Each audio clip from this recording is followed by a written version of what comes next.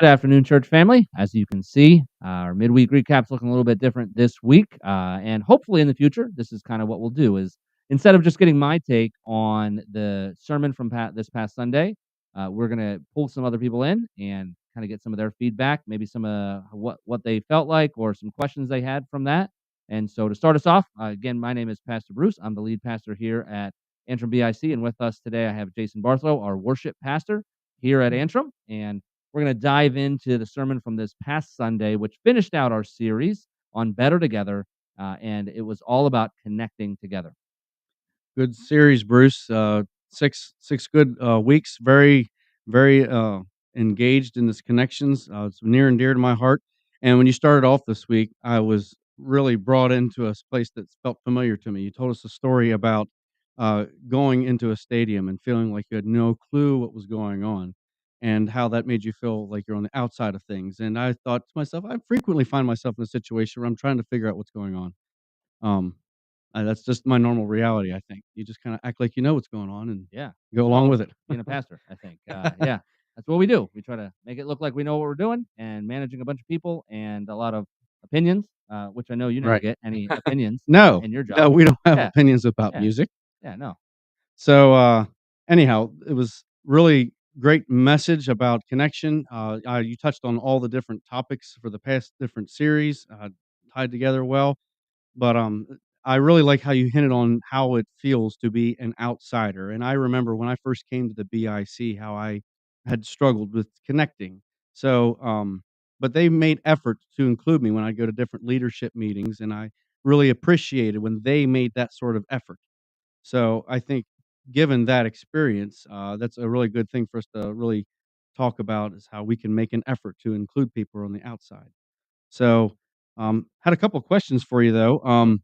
So you start off with Acts 2, and, frequently with Acts 2, we're looking at the early church. That's considered the idyllic time, and, I was curious how you felt about, there are many things about that first church that we just look at like, "Oh, that's really how it should be," and, what would you say is the best thing about that first early church model that you think we ought to embody? I think when I look at that, and this isn't coming entirely just from me, from some other people I've read as well that talk about how really what changed the world in the early times, in the early church times, was the community that they had. Because up until this point, it was all about social structure. And even in the Jewish community, they had that. I mean, if you were either a Jewish person, God's chosen, or you were a Gentile, you were a pagan. You were not welcomed in. And if you can see this even in the temple that they had, the court of the Gentiles, and that's as far as you could go.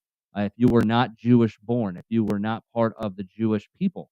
And so you had this early church happening where you have Gentiles, you have Jewish people, you have maybe even Samaritans, which was unheard of, all gathering together and sharing community, sharing meals together, which again, you didn't do. You didn't share a meal with people who were unlike you, who didn't share your values, who had completely different cultural uh, viewpoints and customs and things like that. And so when people are just being welcomed in, they're being loved on. They're not just being tolerated, as we talked about, but they're being embraced into this new community. When people were selling their own possessions and giving to a Samaritan as a Jewish-born person, that was rocking the world. It didn't matter how It was much money way you had. outside of the norm there. Yeah, way outside of what they knew, what they had a reference for. And so, and even to, some things that are probably a little more, maybe a little bit more pertinent to some people that are listening or watching this is, even the gender structures weren't always adhered to as Well, I mean, sure. women weren't property anymore. They were given equal value within the gospel, and that changed a lot of things for a lot of people. Yeah, that really changed the world. Certainly, it was immensely different then, and even today in our world, like, there's so much that we can take from that, is bringing people from different backgrounds and, inviting them in. And I just as you were preaching, I remember I was sitting there thinking about my life group. You referenced the different levels of connection that we offer at Antrim, and, being that I've been part of, a life group now for a couple of years, how much I value that, how much that really was, instrumental in making my family feel part of the church. Because when we came, my children knew no one. My wife and I, we've been in ministry. We can put a face on things and just try to connect with people. But for them, that was a great way to get our family connected. Um, on that particular level, what priority do you think we should have when we're um, considering not only the need and the desire for connection, but also the desire to reach out to those on the outside because they can sort of seem a little bit competing, especially with many of the life groups that we have had at Antrim. They've been where the connection exists. It's really difficult to think, well, we're going to expand that. We're going to like include someone at the table, or we would risk maybe even losing what we have in an effort to reach out to someone else. Would you comment on that a little So bit? to clarify, the question is how much priority would I put on? Maybe versus when you have connection, how Mhm. much priority then do you put on outreach? Like, Okay. how would you evaluate? Because Within connection, within those communities, you're saying? right, Yeah. because when you have that felt need for connection, which most of us can identify with, but as believers, we also know that not everybody has that. So, how much priority do you put on including someone else on the outside compared to risk what you have with connection? Yeah, that's difficult. I think it depends on the group and the intention of the group because I mean certainly there's something to be said about group dynamics. And when you have a group for a set period of time and it's a closed group, that can increase vulnerability. That can Yes, increase transparency because you know the group, it's a known quantity. If you have people coming in and out of that group, you're going to lose that authenticity. You're going to lose that that aspect to it. So if the point of the group is to create community that is transparent, that is authentic, where things can be said and it's known and understood that there's a level of confidence to what's being said, then I think that lowers the priority on outreach. Now, but if your group is like, say, we have some of these groups now, they're popping up with the DBS, the Discovery Bible Study. That's a group where you can invite anybody into at any time right. But the because intimacy level is different. right. It's not that long-standing, trust and transparency, and, honestly, that's our goal, is to Mhm. get to that transparent place, Yeah. and then I guess for me, the challenge is not only getting to that place, but how do I then invite someone else into that place? Because Mhm. it takes an awful lot of work to achieve that sort of connection. Yeah, and I think that's the misconception is that every group has to be focused on gaining that level of transparency, and that's just Right. not That reality. I you mean, you don't achieve that with the person that that they're at your large church and they're over on the other side and you can say their name and say hello to them. yeah, You're never gonna reach that intimacy. It takes intentionality and work, and you're not gonna achieve that with everybody. no, and I think that's a mistake of some churches that is they try to create, uh, I don't know how to put this, like a fraudulent level of intimacy on a Sunday morning gathering when you're just never gonna have Yeah. you're never gonna have that level of intimacy, and you shouldn't be trying to force it. Instead, like I believe what we're trying to do is create multiple different spaces, and I like Right. that we've broke them down into these 4 different categories. Moving from the public and the social to the personal, and then to the transparent, which changes the point, the dynamic of it. If you know, hey, this is not meant to be a transparent space, then you don't have to try to force a Right. level of intimacy into the group that's just not gonna ever exist. Right, right, and I'm glad you brought that up because I remember that was also another line that really stuck out when you said that you maybe feel surrounded with people, but Mhm, still lonely, mhm, and, I can't tell you how many times I've gone into a new place or even a place that I should be familiar with, and that sense of isolation or disconnectedness, even when you're, making small talk with people. If that is a given reality, um, sometimes I wonder if some of that is my fault and not their fault because I'm not willing to be vulnerable enough to open up. So, mhm. what would you say in any what can be done to maybe someone that's maybe they've had a bad experience, they've had a rough exchange with another community they were in, and they've been damaged or whatever, but they still have this sense of surrounded but lonely. Yeah, I know I've shared this before, and I just feel like the analogy fits this question very well. I've been to restaurants and I've had a really bad experience at a restaurant where either the food was really bad or the service was really bad. I remember one time at Olive Garden, which I refer to as the Italian McDonald's. Um, It was just the service was the worst I've ever seen. Our server was not coming back to the table at all. I had to go find her like twice, and I was like, man, this is horrible. Like I felt like I'm never gonna go back to an Olive Garden. And I don't go there often, but it's more because of the food, not because of the service. And I can make food better than they can. But When you learn that, it makes a difference. yeah, yeah. But I didn't stop going to restaurants because I had a bad experience. Right. I didn't even give up on Olive Garden just because I had a really bad experience. Because common sense told me, well, you just had a really bad service. You had one individual that ruined your experience. That doesn't mean the entire organization or the entire idea of going out to eat is now ruined for me. And so Satan has convinced some people that because they had a bad experience, because Mhm. maybe they were in an unhealthy community. And I think we also have to call that out and say, you know what? It's not just, oh, people are people. Sometimes you were in a toxic community. Like Right. you were around toxic people.